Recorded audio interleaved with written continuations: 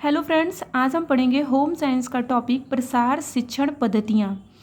तो आप वीडियो को लास्ट तक देखें। वीडियो को लाइक करना और चैनल को सब्सक्राइब करना ना भूलें, जिससे मेरे चैनल की सारी अपडेट आपको मिलती रहे। और डिस्क्रिप्शन बॉक्स में जाके आप प्लेलिस्ट भी चेक कर सकते हैं। तो चलिए स्टार्ट करते हैं आज का टॉपिक प्रसार शिक्षण पद्धतियाँ। तो प्रसार शिक्षण पद्धतियाँ होती क्या हैं? तो प्रसार शिक्षण विधियाँ वे मेथड होता है जैसे कि हम कोई भी प्रसार कार्यक्रम की योजना बनाए हैं और उसके लक्ष्य को प्राप्त करना चाहते हैं। तो अगर हम कार्यक्रम के लक्ष्य को प्राप्त करना चाहते हैं तो हमें इनका प्रयोग करना आवश्यक होता है। क्यों आवश्यक होता है? क्योंकि इससे हमें कम समय में और कम एनर्जी का यूज़ करके हम अपने लक्ष्य को प्राप्त कर सकते हैं। ये प्रसार शिक्षण मेथड होता क्या है? तो इसमें जैसे कि आप जैसे ऑडियो विजुअल जो एड्स होते हैं वो हो गया, टेलीविज़न हो गया, या चार्ट है, पोस्टर है, या एग्जीबिशन लगाकर, या किस तरह से हम किस मेथड का यूज़ करके हम जो है ग्रामीण वासियों से संपर्क करें और उनको अपने जो भी प्रोग्राम चला रहे हैं उनका क्या लक्ष्य है और उन सभी से संबंधित उनको जानकारी प्रदान करना। इसमें आपके जैसे रिटन मटेरियल्स भी कुछ हो सकते हैं, कुछ स्पोकन मेथड का भी यूज़ कर सकते हैं, विजुअल मेथड का भी यूज़ कर सकते हैं, या ग्रुप या हम इंडिविजुअल कांटेक्ट कर सकते हैं, या ग्रुप कांटेक्ट, या मास कांटेक्ट, मतलब किसी भी मेथड का हम यूज़ करके हम अपने जो भी प्रसार कार्यक्रम है उसके लक्ष्य को प्राप्त करते हैं। तो अभी यहाँ पे हम समझते हैं क्या होता है। प्रसार कार्यक्रम की योजना बनाने के लिए और उसके निश्चित उद्देश्यों की प्राप्ति के लिए एक ऐसी कार्यप्रणाली खोजनी आवश्यक है जिससे लक्ष्य प्राप्त हो सके। प्रसार शिक्षा की विधियों के द्वारा प्रसार कार्यकर्ता के समय व श्रम का सही उपयोग होता है। इन विधियों के प्रयोग के बिना प्रसार कार्य संभव नहीं है। देखिए, प्रसार शिक्षा की विधियों के द्वारा ही प्रसार कार्यकर्ता क्या करता है? समय व श्रम का सही उपयोग कर लेता है, और इन विधियों के बिना प्रसार कार्य संभव नहीं है। फिर हम यहाँ पे समझते हैं कि प्रसार विधियों का अर्थ क्या होता है, कि प्रसार विधियाँ क्या हैं। तो प्रसार विधियाँ वे साधन हैं जो सीखने वाले व्यक्ति अथवा व्यक्तियों तथा प्रसार कार्यकर्ता के मध्य ऐसी परिस्थिति उत्पन्न करते हैं जिससे सिखाने व सीखने वालों के मध्य संचार संभव हो जाता है।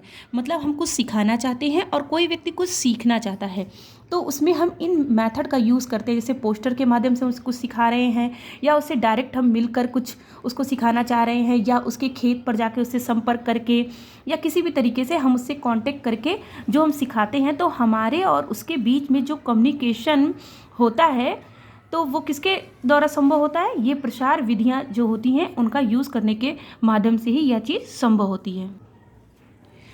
प्रसार विधियों के द्वारा लोगों का सहयोग प्राप्त किया जाता है जिससे प्रेरित होकर वह कार्य करें। उनका जो है सहयोग लिया जाता है। उन्हें नए ज्ञान से परिचित कराने के लिए तथा उन्हें अच्छे परिणाम दिखाने के लिए उनसे संपर्क बनाना आवश्यक होता है, और संपर्क स्थापित करने के लिए प्रसार की विधियों का होना आवश्यक होता है। क्योंकि प्रसार विधियों में प्रसार कार्यकर्ता को ज्ञान होता है कि किस प्रकार संपर्क जो है वो स्थापित किया जाए। जैसे जनसंपर्क स्थापित करने के लिए वो प्रदर्शन मेथड या दृश्य श्रव्य सामग्री आदि कई विधियों की व्यवस्था इसके अंतर्गत की गई है। ये प्रसार विधियाँ इतनी अधिक महत्वपूर्ण हैं कि इन्हें प्रसार शिक्षा का अंग कहना भी अतिशयोक्ति नहीं होगा।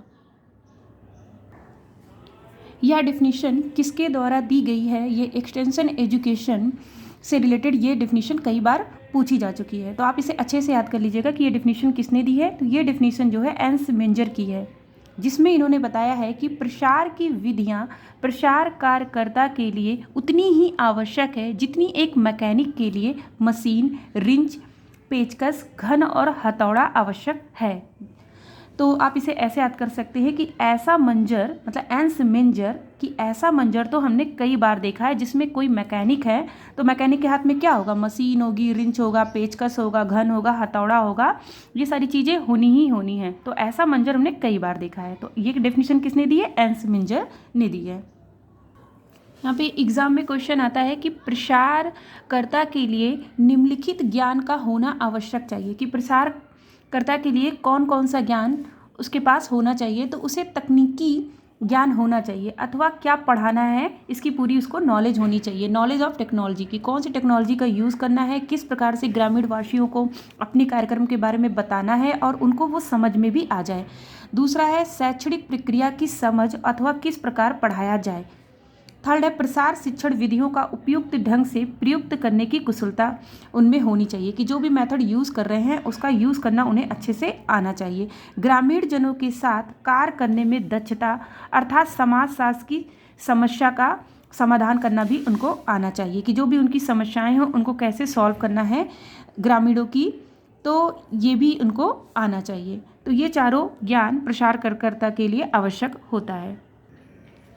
ये है प्रसार शिक्षा के चरण या स्टेप ऑफ एक्सटेंशन एजुकेशन। तो एग्जाम में इससे रिलेटेड एक क्वेश्चन हमेशा ही आता है। इसमें पूछता है कि फर्स्ट नंबर पर क्या है या थर्ड नंबर पे क्या है, या पूछता है कि सबसे लास्ट स्टेज कौन सा है, सबसे लास्ट का चरण क्या है या फर्स्ट चरण क्या है।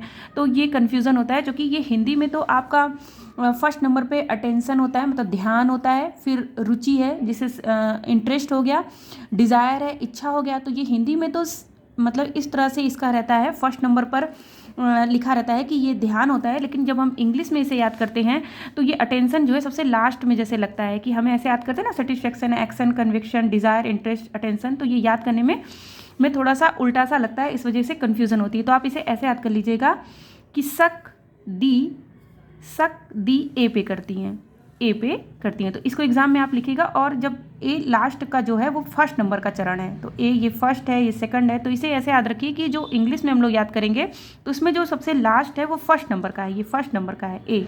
अटेंशन जो है फर्स्ट नंबर का है, और जो सेटिस्फेक्शन है वो जो है सबसे लास्ट। और ये भी ऐसे भी आप समझ सकते हैं कि जब भी हम कोई काम करते हैं तो सबसे लास्ट में हमें सेटिस्फेक्शन मिलती है। सबसे पहले हम उस पर अटेंशन ध्यान देंगे, फिर जो हमारा इंटरेस्ट होगा, फिर इच्छा होगी, तो सबसे लास्ट में हमें सेटिस्फेक्शन मिलता है। तो सेटिस्फेक्शन सबसे लास्ट होगा, और इसे आप ऐसे याद कर सकते हैं, सक दी ए पे करती हैं, सक SAC, सक दी ए पे करती हैं। कन्विक्शन माने वही है कि कन्विंस करना, किसी को किस तरह से हम कन्विंस करते हैं कि वो हमारे जो भी प्रोग्राम है उसको अच्छे से समझ सके। तो ये सारे स्टेप जो हैं बहुत ही ज़्यादा इंपॉर्टेंट है, और एग्ज़ाम में कई बार पूछे जा चुके हैं, और अब की बार भी एग्ज़ाम में ये आए थे, PGT के एग्ज़ाम में और TGT के एग्ज़ाम में किसी में पूछा गया था ये। तो आप इसे अच्छे से याद कर लीजिएगा। ये हिंदी में पूछा नहीं जाता है, ये सारे स्टेप जो है ज़्यादातर ये इंग्लिश से ही पूछे जाते हैं। वैसे आप इसे समझ सकते हैं कि पहले पर है ध्यान है, फिर रुचि है, फिर इच्छा है, फिर समझाना है, फिर कार्य है जिसे हम लोग एक्शन कहते हैं, फिर संतुष्टि है जिसे हम लोग सेटिस्फैक्शन कहते हैं। जब हम प्रोग्राम के बारे में लोगों को या ग्रामीण वासियों को बताना चाहते हैं तो हम ये देखते हैं कि संख्या कितनी है, उनकी संख्या के आधार पर ही हम ये सिलेक्ट करते हैं कि किस तरह से हम उनसे संपर्क करें, कि मेथड ऑफ कांटेक्ट, कि किस मेथड से हम उनसे कांटेक्ट करें। क्या हम इंडिविजुअल उनसे कांटेक्ट करके अपने जो है प्रोग्राम के बारे में बताएं, या ग्रुप कांटेक्ट करके, या कम्युनिटी या मास जो है कांटेक्ट करके। तो ये हम कब कैसे समझते हैं कि किस किस मेथड का यूज़ करें, तो हम उनकी संख्या के आधार पर, कि जिनको हमको सिखाना है या जिनको हमको बताना है उनकी संख्या कितनी है, उनके आधार पे हम इनको 3 कैटेगरी में डिवाइड कर लिए हैं। फिर सेकंड है कि हम प्रसार तकनीक, की कौन सी टेक्निक का यूज़ करें, वे शिक्षण तरीके अथवा माध्यम जिनके द्वारा विचारों या विषय वस्तु का सफल संचार होता है, उनके प्रयोग से शिक्षार्थियों में प्रेरणा उत्पन्न होना आवश्यक है, वरना वह सफल तकनीक नहीं कही जाएगी। मतलब ऐसी टेक्निक का यूज़ करें जिससे कि उनमें क्या हो, प्रेरणा उत्पन्न हो, और वो उस कार्यक्रम को समझें और उसे अपनाएं।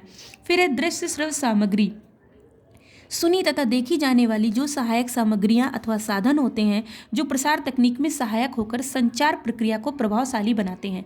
मतलब कि जो भी हम मेथड यूज़ कर रहे हैं, अगर हम श्रव्य सुनने वाला और दृश्य दोनों ही हो, जैसे टेलीविज़न मेथड है जिसे हम देख भी सकते हैं और सुन भी सकते हैं, अगर उस माध्यम से हम कोई चीज़ उनको सिखाते हैं तो वो हमारी जो संचार की प्रक्रिया है उसको प्रभावशाली बनाती है, जो कि उस मेथड से वो जल्दी समझ सकते हैं। अगर हम उन्हें कोई चीज़ सिर्फ बोल दें और दिखाएं ना तो उन्हें कम समझ में आएगी, लेकिन अगर वो कोई चीज़ सुनते भी हैं और उसे देखते भी हैं तो वो उसे अच्छे से समझ सकते हैं।